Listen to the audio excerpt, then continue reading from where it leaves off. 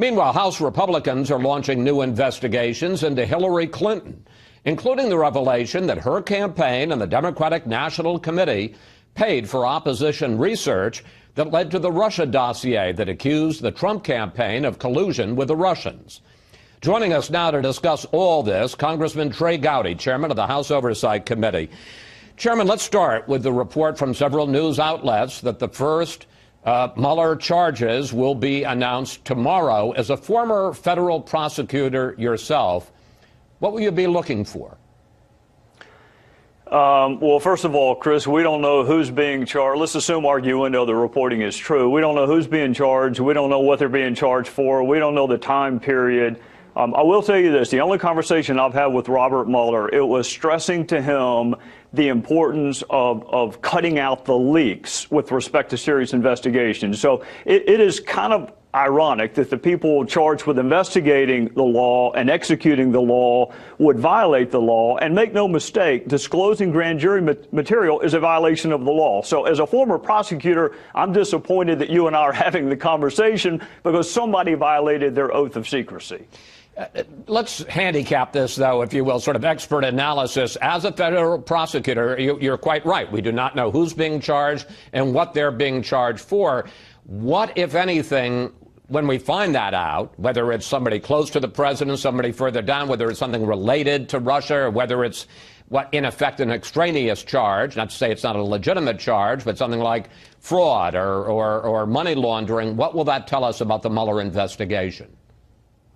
Well, that little phrase in the memo from Rod Rosenstein, arose or may arise from the investigation. I mean, the reason you have that phraseology is if special counsel finds evidence of a crime that's unrelated to his or her original jurisdiction, you don't ignore it. But it's going to be really important whether or not this indictment involves 15-year-old business transactions or 15-day-old conversations with Russia. So it's really important what the charge is. It's really important who the person being charged is. One thing I don't get that excited about, although I do see a lot of reporting, is somehow or another you're going to be able to flip a witness and that witness is going to turn state's evidence on everyone else. If you didn't believe a witness yesterday, chances are great you're not going to believe that witness tomorrow, particularly if they're under indictment and have a reason to curry favor with the government. These investigations come down to documents and evidence much more so than they do witness testimony. So I would caution your viewers, don't get too excited that all of a sudden the government now has a star witness. That star witness you probably didn't believe a week ago and you won't believe a week from now. There have been growing calls from some Republicans to end the Mueller investigation. Some people say he's too close to Comey and the FBI and that he ought to resign. Some people say that when the Mueller budget for the special counsel investigation is presented to Congress to review next month, that they should cut off funding. Do you support any effort to either curtail or end the Mueller investigation? I don't, and I readily concede I'm in an increasingly small group of Republicans. I think Bob Mueller has a really distinguished career of service to our country.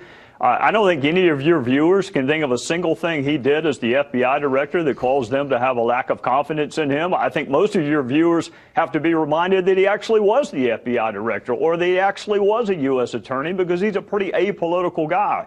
I see the reporting. I see the same thing you're making reference to, that he and Comey are friends. I'm not really sure what the definition of that is. I've got a lot of coworkers that it wouldn't stop me from investigating them or prosecuting them. So they're not family members. They weren't business partners. I would encourage my Republican friends, give the guy a chance to do his job. The result will be known by the facts, by what he uncovers. The personalities involved are much less important to me than the underlying facts. So I would say give the guy a chance to do his job.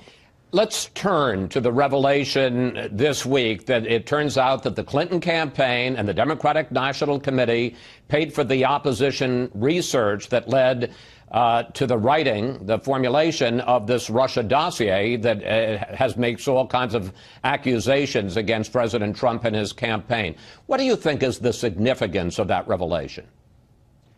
Well, one of the areas of significance, Chris, is just how hard the Democrats in Congress fought Republicans for trying to gain access to this information. If it were up to Adam Schiff and other Democrats, who, of course, want all the facts to come out, they want all the facts of Russia to come out, except who financed the dossier. So that's the most important thing to me, is how unserious the Democrats in the House have been about uncovering all the facts. I am interested in who paid for the dossier, because that helps you understand motive and intent and whether or not you can rely on the document.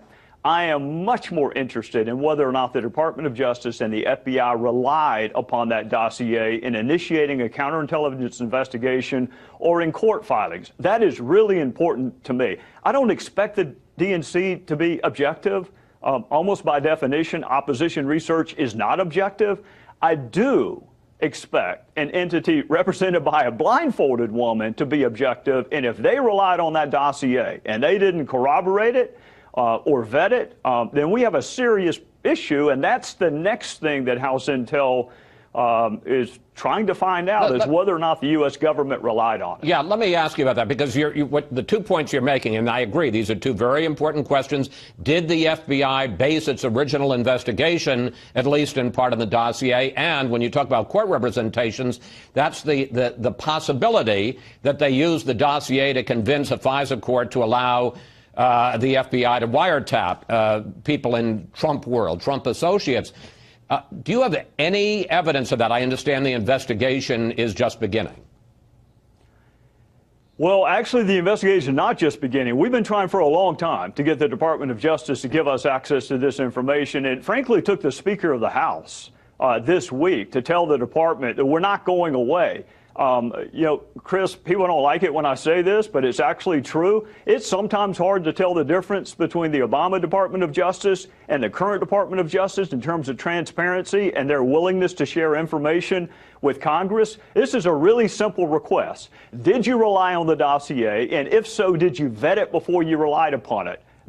You can answer that in 30 seconds, but it's taken 3 months for the Department of Justice, and only recently have they agreed to give us the information. So the battle is not just with House Democrats. Unfortunately, it's also with the Department of Justice to gain access to the information we need to wrap up this investigation. What about the fact that the Clinton campaign and the DNC, which paid $12 million to the law firm Perkins Coie that paid for the opposition research that led to the dossier, that in the FEC filings it simply says $12 million to Perkins Coie, the law firm, for legal work. No mention of the fact that it was also paying for Oppo research that went to Christopher Steele, a former British intelligence agency agent that went to the Kremlin, not the money to the Kremlin, but his investigation.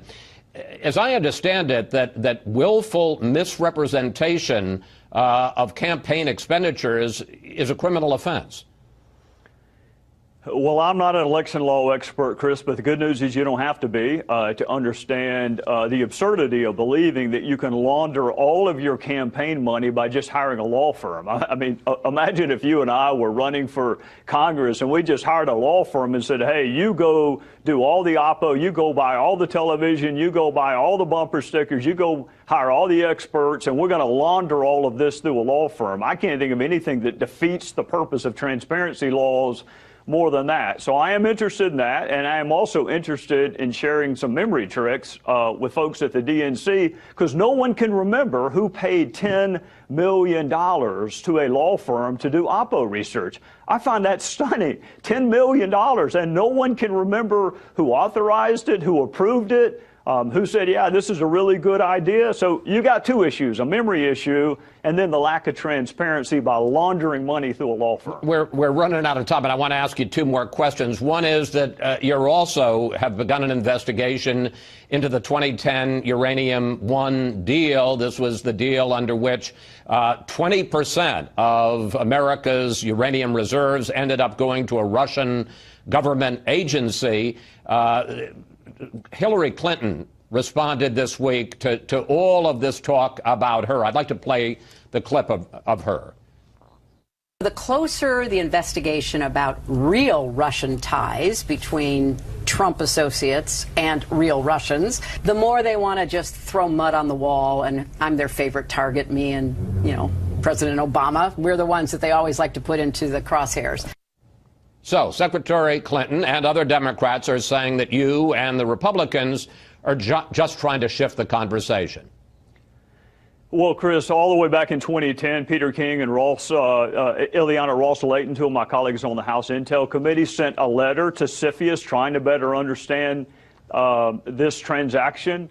In 2015, the House Oversight Committee also wrote the Obama administration trying to understand what CFIUS did, whether or not they had all the information. But Chris, also keep in mind, we've spent most of 2017 trying to better understand what Russia did to this country in 2016, not to the Democrats, not to the Republicans, but to this country. So what we know is that Russia was not our friend in 2016. It's not that big of a leap to ask, I wonder if they were our friends in 2010.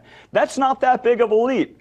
It wasn't Republicans who gave the reset button to Russia. It wasn't Republicans who said we'll have more flexibility in a second term. It was a Republican named Mitt Romney who said Russia was our greatest threat, and the Democrats laughed at him. So, yes, I do want to know if the same group that tried to sabotage our democracy in 2016 is buying uranium in 2010. Yeah, I want to know that. Okay, two quick questions to wrap this up. On the one hand, given the revelations about the fact that the DNC and the Clinton campaign paid for this, the Russia dossier, in effect, do we at this moment have harder evidence of collusion between Clinton and the Russians than we do about Trump and the Russians? You know, Chris, there are 5 words that start with C: collusion, coordination, conspiracy, contact, and coincidence. And where this falls out in those 5 C's, I don't know. The word collusion has a criminal connotation to it. I think the premise of your question is accurate. For a long time, we've heard about all the ties between the Trump campaign and Russia, for which there is no evidence. And lo and behold, despite serious Democrat opposition, we have uncovered that the DNC was working with Russian actors to try to besmirch Donald Trump's reputation. So it's certainly interesting. Whether it's collusion, coincidence, coordination, I don't know yet. Right. And very briefly, we do know that, as you point out, the key is the Russians did interfere. They did hack the DNC files. They did hack and put out information about John Podesta's files. Don't we need to get to the bottom of that, too? I've spent the better part of 2017 doing that, including interviewing 3 witnesses last week, and I got a bunch more this week. Yeah, Russia's not our friend. WikiLeaks is not our friend. Julian Assange is not our friend. They tried to attack the fundamentals of our democracy, and that's what I've spent 2017 focusing on. That, to me, is an American issue. I wish the Democrats would help a little bit more instead of reading the Moscow phone book during the witness interviews, trying to see whether Jared Kushner knows a guy named Igor. I wish they'd help. But that's been my focus in 2017, is understanding that Russia tried to subvert our democracy, and it'd be great if my Democrat friends helped a little bit. Chairman Gowdy, thank you. Thanks for your time, and we will follow all the investigations in coming days, sir.